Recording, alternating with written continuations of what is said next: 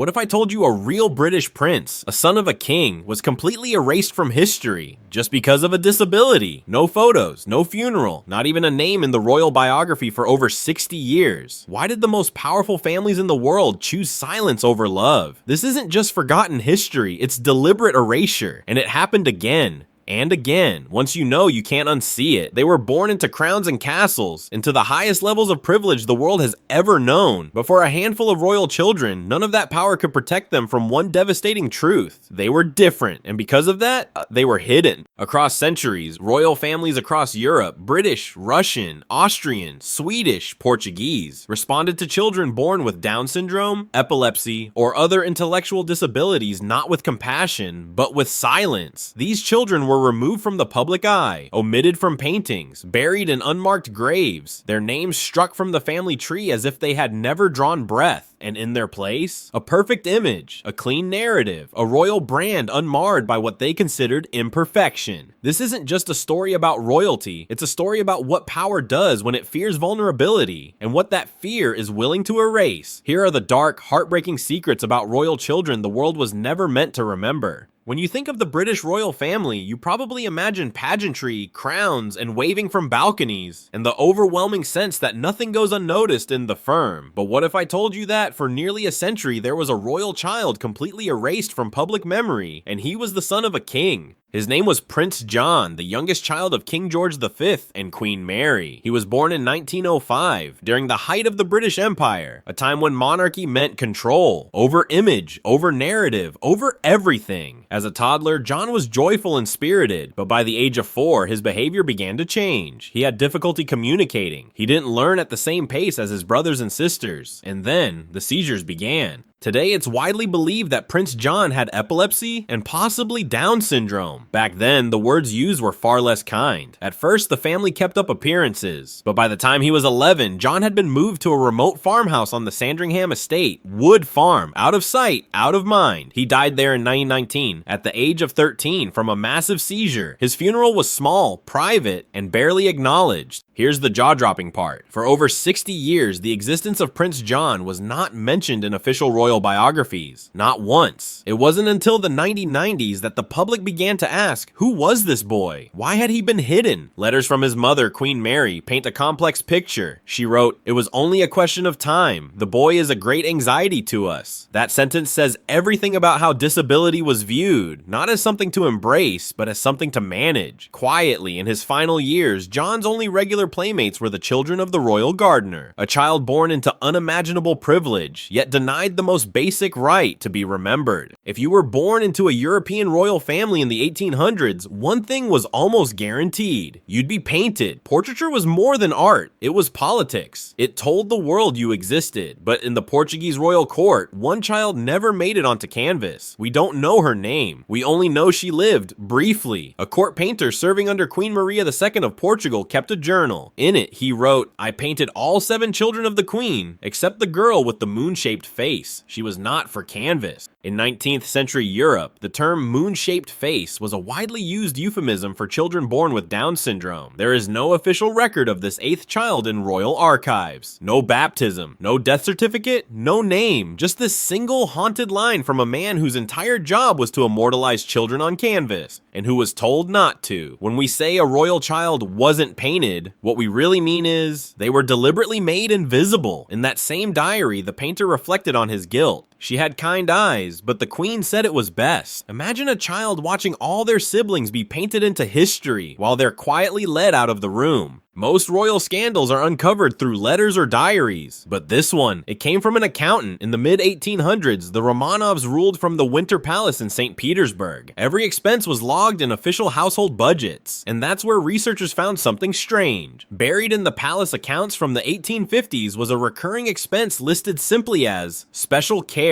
Third East Wing. It appeared month after month, year after year. Yet there was no record of who or what that care was for. But there was a nurse assigned there full-time for over a decade. Memoirs from lower palace staff described whispers of a royal child who never spoke, never left his rooms, and was never named publicly. One servant wrote anonymously, "He was not trained to bow, he was not to be seen. Most believe he was the child of a Romanov Grand Duchess, possibly born with Down syndrome or severe developmental delays. In a dynasty obsessed with bloodline purity, such a child would have been an embarrassment to the Tsar himself." Between 1700 and 1900, the Romanovs officially recorded 72 royal children, but archival fragments suggest at least 78 were born. This is erasure, intentional, systemic, and silent.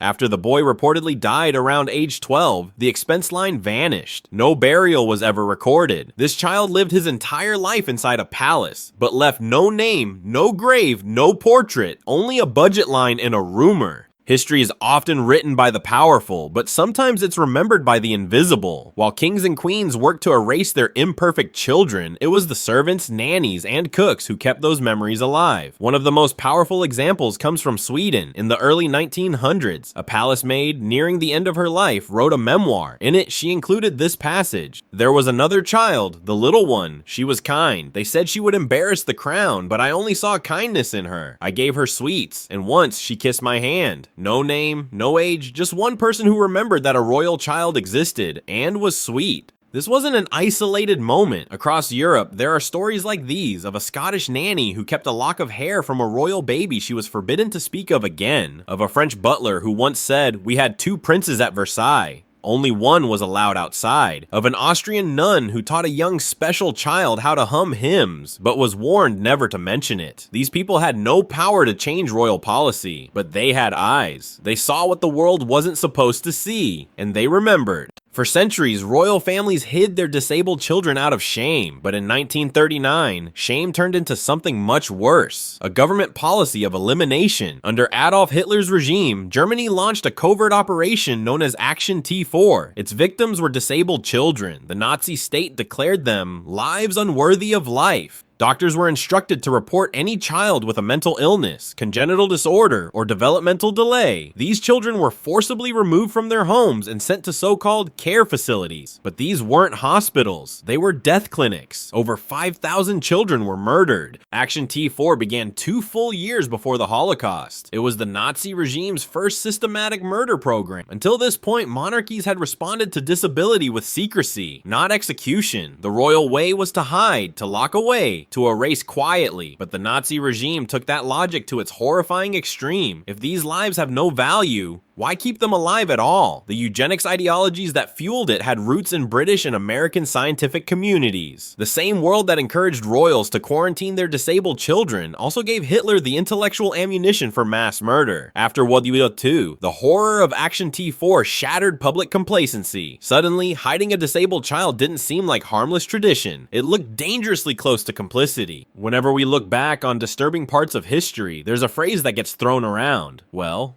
that's just how it was back then. But here's the truth. Silencing a child, locking them away, pretending they never existed, those weren't passive reflections of the time. They were choices, and they were made by people who had the power to choose differently. Royal families weren't powerless. They set the cultural tides. So when a monarch chose to send a child to a remote cottage, or when a queen ordered a portraitist not to paint her daughter, those decisions weren't inevitable. They were calculated. In many cases, these royal children weren't isolated by doctors or governments. They were isolated by their own parents. It's not that these families didn't love their children, it's that they loved their image more. This isn't just about how things were, it's about how power behaves when it fears imperfection. So what do we do with all of this? Why dig up forgotten names and diary scraps? Because remembering is resistance. In every generation, there are people society tries to make invisible, and history shows us when those people are silenced, it starts quietly. A room at the far end of the estate, a name left off the family tree, but it doesn't stay quiet forever. Remembering isn't just about honoring the past, it's about stopping the pattern from repeating itself. By telling the stories of these royal children, we're showing that human worth isn't defined by power, ability, or perfection. It's defined by presence, by memory, by love. A child who was never painted, never crowned, and never named still mattered. And by imagining them, we return something that was stolen, existence. So say the names, share the stories, refuse the silence. Because somewhere out there, someone still believes that being different is something to be hidden. Let's prove them wrong, one forgotten child at a time. If you made it this far, you're the kind of person who understands that history isn't just kings and queens and battles, it's people, real vulnerable people, especially the ones history tried to leave behind. If this story moved you, consider sharing it. Start a conversation, because remembrance is action, and action is how we make sure the past doesn't become the future.